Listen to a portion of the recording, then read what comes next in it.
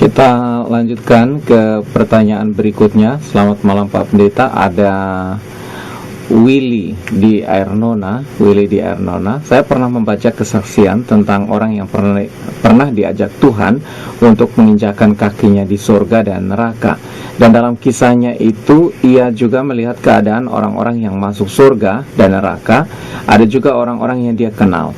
Pertanyaan saya, apakah hal yang ia alami tentang Tuhan mengajak dia mengelilingi surga dan neraka itu benar-benar terjadi, ataukah hanya kebohongan yang mereka lakukan untuk mencari popularitas karena sudah banyak selebaran itu beredar, Pak? Terima kasih, Pak Pendeta. Selamat malam. Kesaksian bahwa orang dibawa ke surga atau ke neraka itu bisa saja benar, tapi juga bisa saja salah, ya. Nah, bagaimana mengetahui benar atau salah? Kita mesti mendengarkan cerita mereka sungguh-sungguh, lalu membandingkan cerita-cerita itu dengan Alkitab. Apabila cerita mereka itu bertentangan dengan Alkitab, maka sudah pasti itu adalah sebuah kebohongan. Kebohongan itu bisa jadi mungkin mereka mengalami itu sungguh-sungguh, tapi bukan Tuhan yang membawanya, tapi setan yang membawa. Atau bukan Tuhan tidak pernah membawa, setan tidak pernah membawa, tapi dia mengarang cerita sendiri demi popularitas seperti yang saudara katakan. Nah, contoh paling nyata adalah, saya juga membaca banyak ya kisah seperti itu. Paling banyak cerita-cerita itu bercerita bahwa pada waktu mereka pergi ke neraka, mereka di neraka itu melihat betapa orang-orang berdosa mengalami penyiksaan yang luar biasa oleh setan-setan. Beberapa tahun yang lalu ada seorang jemaat yang mendapatkan kiriman buku dari temannya. Bukunya banyak sekali. Judulnya Wahyu Tuhan Yesus tentang surga dan neraka, pengalaman 7 pemuda Kolombia yang dibawa ke surga dan neraka. Nah, lalu teman ini mau membagikan buku ini kepada orang-orang lain, tapi dia agak meragukan apakah buku ini benar atau tidak. Sebelum dia terlanjur membagikan, dia menyerahkan buku ini kepada saya untuk dibaca, apakah benar atau tidak. Kalau benar, dia mau bagikan kepada orang lain. Nah, lalu setelah saya membaca buku ini, saya menemukan begitu banyak cerita mereka atau pengalaman mereka yang ternyata bertentangan dengan berita Alkitab. Dan lalu saya memberikan tanggapan terhadap buku itu. Dan memang buku itu lalu akhirnya saya seminarkan, lalu buku itu dibagikan kepada peserta seminar, tetapi disertakan dengan tanggapan saya terhadap buku itu. Nah, buku ini sama juga dengan cerita-cerita yang lain. Biasanya bercerita seperti itu. Kalau mereka pergi ke neraka, mereka melihat di sana ada setan yang menyiksa-nyiksa orang-orang berdosa. Di dalam buku Wahyu Tuhan Yesus tentang surga neraka itu, pengalaman 7 pemuda Kolombia itu digambarkan bahwa di neraka itu ada begitu banyak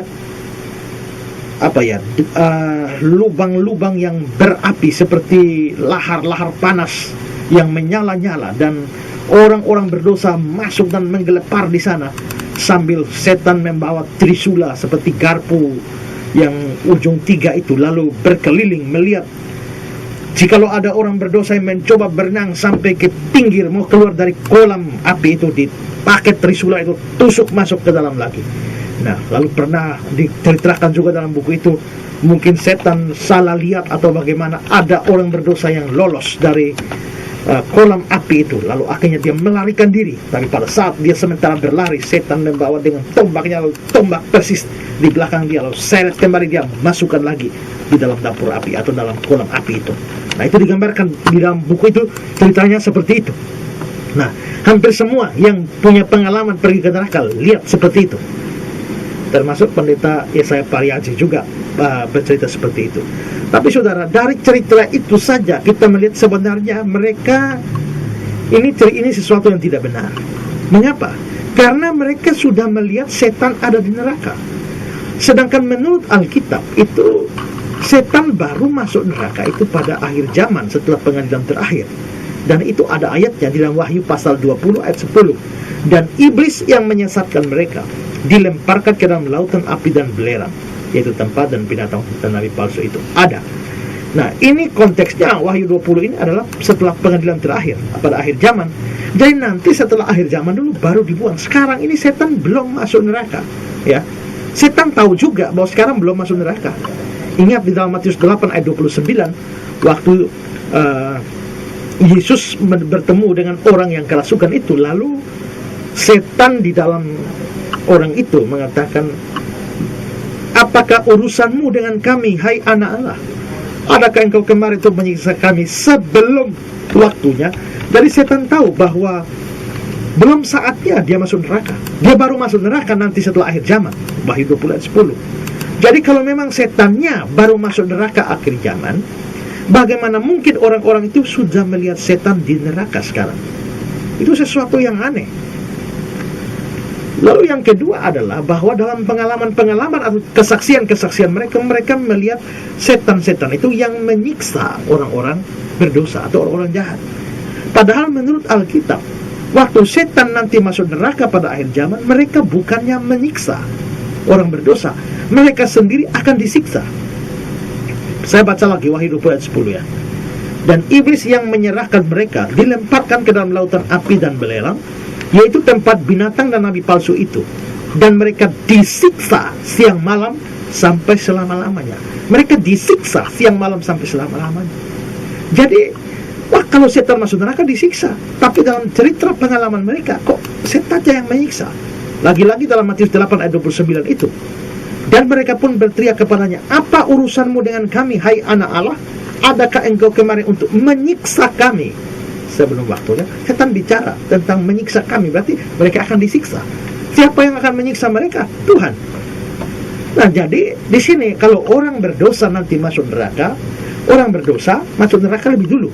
Setannya menyusul pada akhir zaman, dan mereka akan disiksa siang malam sampai selama-lamanya oleh Tuhan. Nah, tetapi dari kesaksian mereka, setan sudah ada di neraka menyiksa orang benar. Siapa yang mengangkat setan jadi algojo di neraka? Nah, jadi dari sini kita bisa lihat bahwa kesaksian-kesaksian mereka itu bertentangan dengan berita Alkitab, dengan kisah Alkitab. Nah, kalau begitu, ini pasti omong kosong. Hanya ada dua kemungkinan. Mereka mungkin mendapatkan pengalaman itu sungguh-sungguh, tapi bukan Tuhan yang membawa mereka, tapi setan yang membawa mereka memberikan penglihatan yang palsu. Atau kedua, baik Tuhan maupun setan tidak pernah membawa mereka, tapi karena kepengen terkenal dan mencari popularitas, lalu mulai mengarang cerita, tapi mereka sendiri tidak memahami Alkitab dengan benar. Ya, nah bisa juga orang memahami cerita Alkitab dengan benar, karena mungkin sudah saya jelaskan seperti ini. Orang bisa mengarang cerita, tapi tidak menceritakan ada orang berdosa yang disiksa oleh setan-setan. Nah, itu hanya dia dan Tuhan yang tahu. Tapi kita bisa melihat orang kalau dibawa ke surga neraka kan dia mesti datang, mesti cerita.